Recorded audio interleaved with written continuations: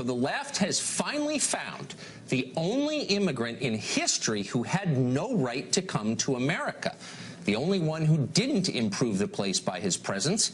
His name? Christopher Columbus. His crime? Violating the sovereignty of the people who lived here already. Plus, he was the wrong ethnicity.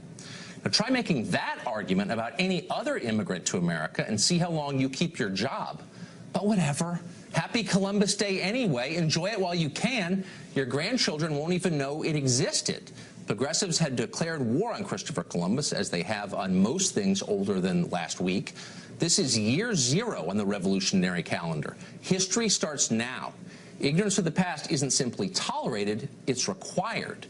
Does your average protester know anything about Christopher Columbus? That he's celebrated as a hero throughout much of Latin America, for example? Of course not. The left speaks only of Columbus's genocide, mostly because his ships brought old world diseases to the new world. Of course, those ships returned to Europe with syphilis and tobacco, which proves only that real history is more complicated than the childish theology your kids are now learning in school. Now, you could make those arguments to liberals if you wanted to, but save your breath. They don't care, because none of this is really about Christopher Columbus. What we're watching is a full-scale assault from within on the West itself, its history, its political and intellectual legacy. It's not a debate where one side tries to convince the other. It's a war, with one side trying to erase all remnants of its opponent, in this case, Western civilization. Consider what happened recently at a sleepy academic journal called Third World Quarterly. Professor Bruce Gilley of Portland State University published a paper there entitled "The Case for Colonialism." Professor Gilley argued that Western colonization of the world, while flawed, obviously, was, quote, objectively beneficial. He noted that countries that have embraced Western institutions left behind by the colonial powers have succeeded, while countries dominated by anti-colonial ideologies have not succeeded, to put it mildly. Now, you might agree with his thesis or you might disagree, but in this current moment of revolutionary fervor, you're not even allowed to have thoughts like that.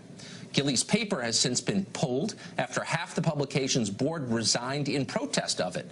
Keep in mind, nobody alleged plagiarism here or inaccuracy. They just didn't like the conclusion, so they silenced the person who wrote it.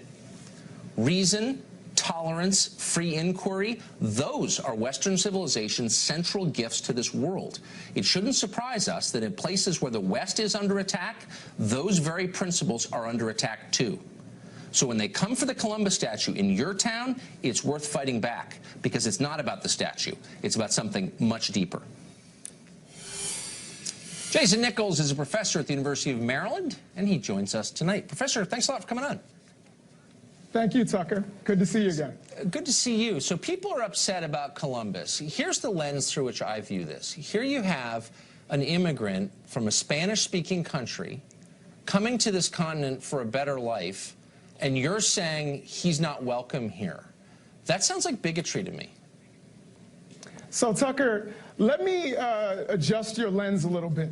We have a person coming from outside of our borders, coming and terrorizing and killing 250,000 American citizens in 2 years.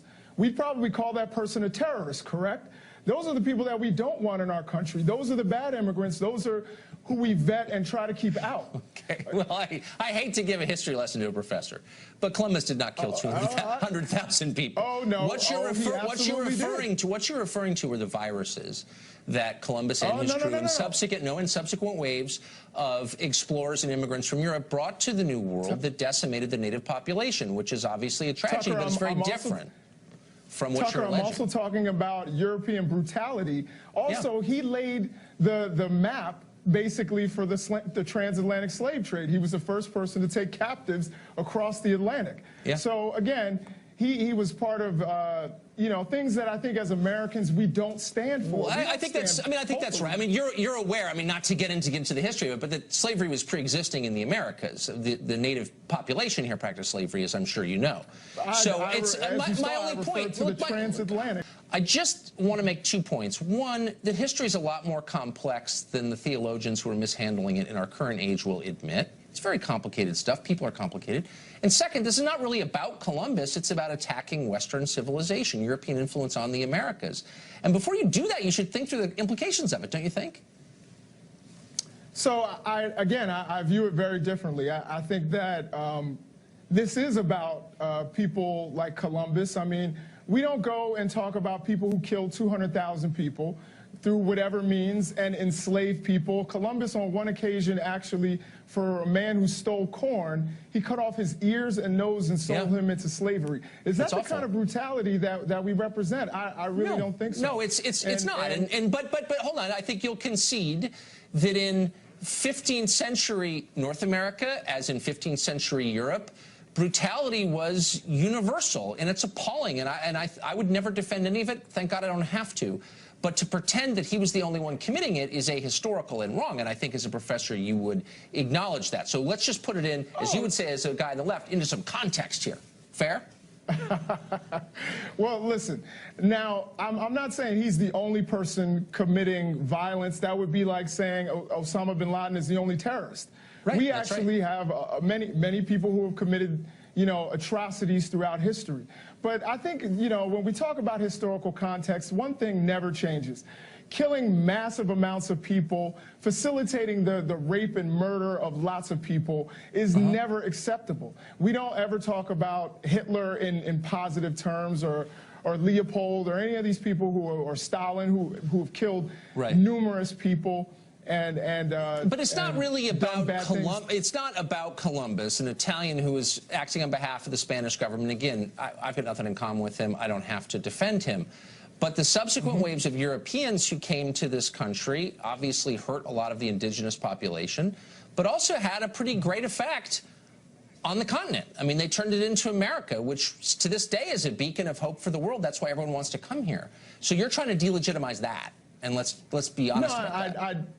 Again, I disagree. First of all, when we're talking about the mainland of the United States, Columbus never made it here. So when we're talking about people who came, the Europeans who came to Ellis Island and other places, I think that that influence, we can say for the most part has been positive, though they've done, some good things, some bad things. I don't think there's any American who would sit here and say, oh, we shouldn't have any Europeans here in the United States. But when they come and I think there probably are people on this very show who would say that, but thank God you're not one of them. Really quick, I'm baffled by this. So this Indigenous Peoples Day, I'm totally for Indigenous peoples, though, of course, no one's really indigenous. They came here across the land bridge like everybody else. However, I'm not against that. I'm just wondering, we're all immigrants, including the American Indians, as you know. But my question to you is, all these people are suddenly in love with the native population of America. I don't see them sending any money to the Pine Ridge Indian Reservation in South Dakota, which is basically the poorest place on the continent. Why is that? It's all kind of theoretical and all these symbolic gestures of support, but like no actual support. Have you noticed that? So I think that there's more that many of us can do to help our communities. I think that the debt really to the indigenous people is owed by the United States government. They're the people who owe well, they've spent a lot. They've spent an awful lot. It hasn't helped. But hold on. Why are you offloading the responsibility to the government? You're calling for Indigenous Peoples Day. I'm not offloading. Why don't you send a check for 10 grand to Indigenous peoples? I bet they'd appreciate it. I know they would, in fact, having spoken to them. Well, maybe if you give me your job, I'll have that 10 grand. But I'll tell you what. It's not the average American that removed indigenous people from their homes during the Trail of Tears. That was the United States government, and actually somebody who President Trump praised. Those are the acts of the government who owes the indigenous people. Let me ask you really quick. Are you aware that and I think the Trail of Tears is appalling, and I'm not defending it, obviously. One of the many bad things our government has done. But are you aware that the Indians brought their slaves with them on the Trail of Tears? Did you know that? I am aware. I'm absolutely aware. Just because history's complicated, that's the only point I'm making. Professor, thank you for joining us. I appreciate it.